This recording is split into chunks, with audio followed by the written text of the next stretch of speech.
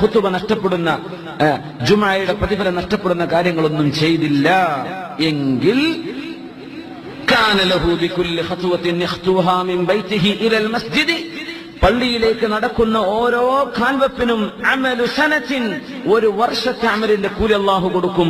അജ്രി സിയാമിഹാ വഖിയാമിഹാ ആ ഒരു കൊല്ലം നിന്ന് നിസ്കരിക്കുകയും പകൽ സമയം നോമ്പ് നോക്കുകയും ചെയ്ത കൂലി അല്ലാഹു നൽകുമെന്ന് പരിശുദ്ധ റസൂലുള്ളാഹി സ്വല്ലല്ലാഹു അലൈഹി വസല്ലം. എന്തുവാണെന്നറിയോ? കുളിക്കണം, ഭാര്യമാരൊക്കെ ഉള്ളവരാണെങ്കിൽ വളരെ നേരത്തെ പോയി, നടന്നുപോയി, വാഹനം കയറാൻ സൗകര്യമുണ്ട്, നടക്കാൻ പറ്റുന്ന ഡിസ്റ്റൻസേ ഉള്ളൂ, നബിനെ നടക്കാം. അല്ല നടക്കാതെ എത്തൂല, ജുമാ ഇഷ്ടപ്പെടും, നടന്നാൽ അങ്ങോട്ട് പോകാൻ പറ്റില്ല, വാഹനം കയറേണ്ടതാണ് അല്ലേ?